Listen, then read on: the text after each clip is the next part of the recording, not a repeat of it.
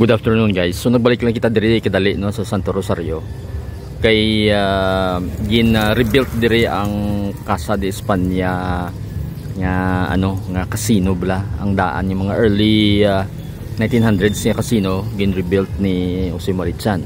So makita nyo guys nga daw almost tapos na gani ini. So matika lang kita kadali diri. So nagligad gin feature naton ini man, quick lang to aton nga pag feature no. Pero gin rebuilt nila ang original nga forms ini no. So daw manami man kay ang iyang do art deco type no or do Roman style. Ang iya poste diri sa may is do art deco style no kay squarish. Pero sa sulod dito is do Roman style no nga mga nga mga poste black itim bulog. So mapalapit lang kita kadali. Ang ilang I think siguro gin-try nila restore ang original nga design sa mga poste dere. So kung makita nyo amo na siya to squarish. And then I'm not sure kung the same ini nga may design dere sang grills nila. Pero do classic man siya tanawon.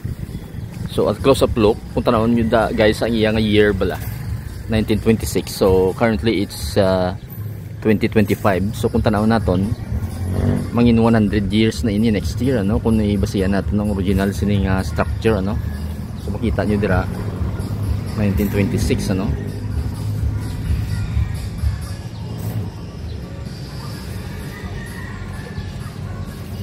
I'm not sure kung saan o ini siya ibuksan. Kaya daw wala pa mo kung nakita nga posting pero amo na siyang itsura dito and then daw may emblem left and right siguro daw castle and then emblem guro sang city din diri sa other side and then I think dito ang entrance so daw sirado man as of now daw may mga scene bala guys, mga GI nga naka-block so hindi kita kasulod as well as ang diri sa may diri nga side amo man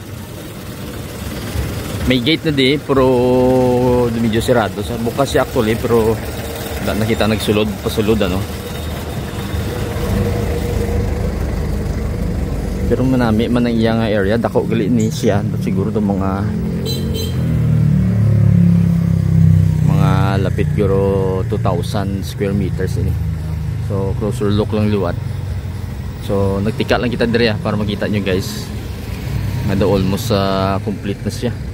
So siguro ulat na naton ang mga posting kung saan ini siya officially nga ma-open and then base sa sulod kay daw himuon sa kanang museum siguro. So para makasulod makita later on kung anong itsura sa sulod. Pati iyang daw pavement diri ang iyang daw entrance exit nga road ang gamay nga lagyan diri pati daw sidewalk nga gamay daw kompleto naman gani. So muna na guys nagtika lang kita diri sa may Santo Rosario lapit sa aton nga Port San Pedro bala guys. So makita nyo na di kung agi ka mo diri makita prominent in siya nga structure. So una ruins giningwa niya pero subong namin sa tanawon. So quick lang update guys till the next video. Thank you for watching.